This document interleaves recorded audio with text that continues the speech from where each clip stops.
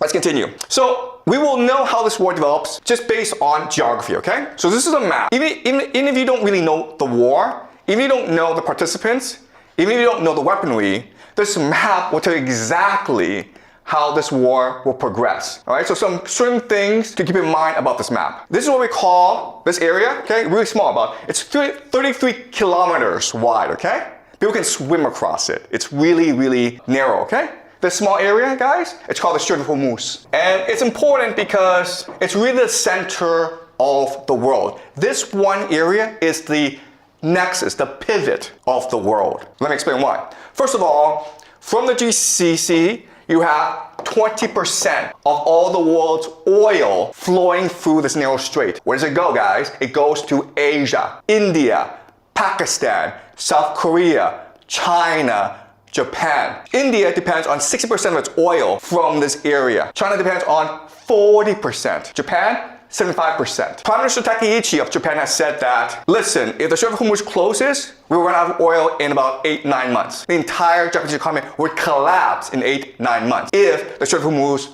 were to close. And guess what? The Iranians have closed the Strait of Hormuz. So we can expect that the entire global economy will suffer greatly over the next few months. All right, so that's point number one. Point number two is, okay, so the GCC sends oil across the Strait of Hormuz, and what do they get back in return? Food, guys. People don't appreciate the GCC, but it is really the linchpin of the American empire. Because what is the American empire? The American empire is the petrodollar, all right? The idea of the petrodollar is this.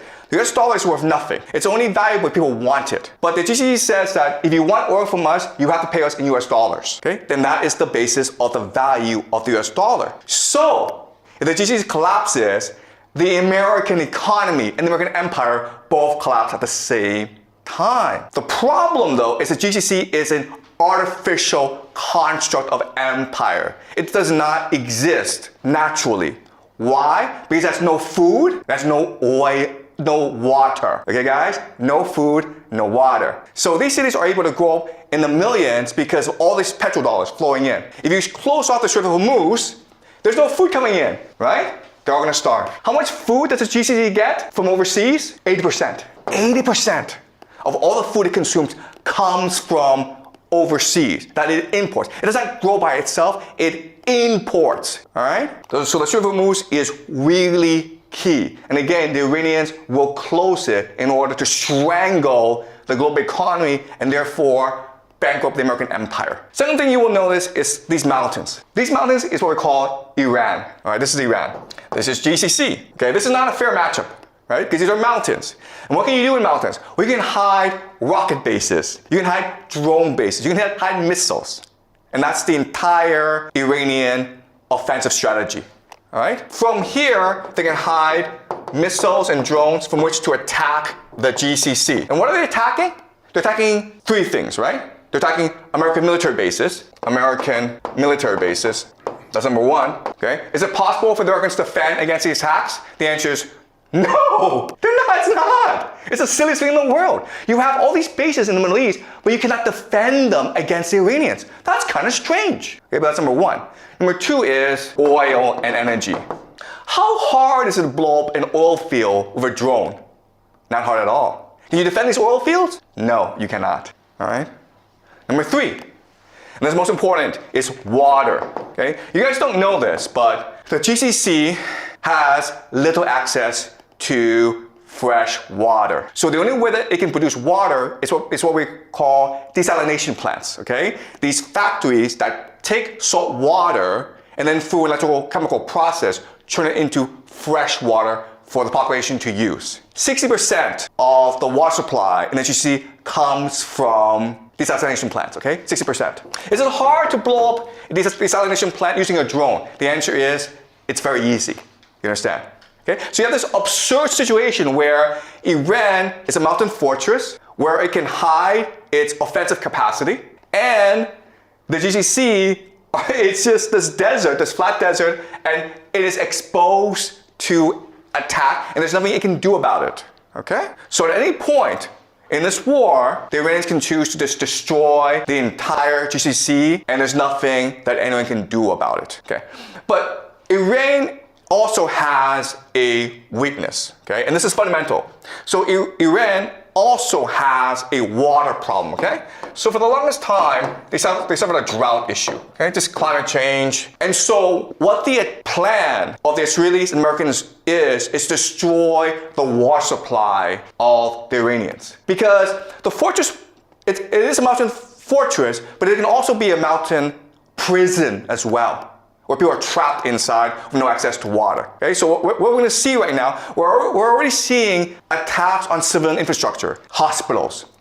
In the future, you'll see attacks on water supply, on dams, on reservoirs, on power plants. The idea is to make Iran so inhabitable that the people will have to rebel against the people, or there'll be a refugee crisis in Iran. So as you can see from this map, this war, it is the end of the world, okay? Both sides have the potential to destroy each other. It's really a question of how far do they want to go. We can also say this is almost a game of chicken.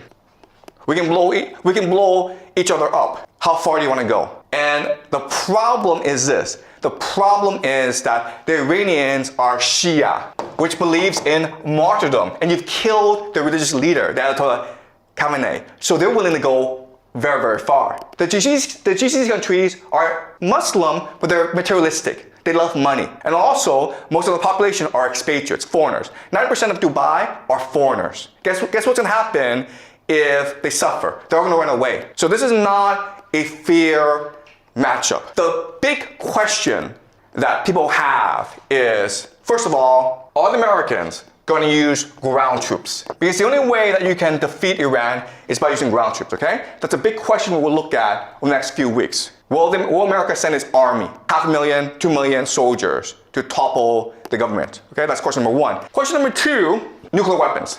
If you're losing a war, would you choose to use nuclear weapons? Okay, that's another big question that we have, okay? Another big question that we have is who gets involved? Because this situation is so dire that Europe, okay, specifically Germany, France, and Britain are talking about entering this war. And guess what? If that happens, it is possible that Russia and China will also enter this war on the side of the Iranians. This is World War III, okay?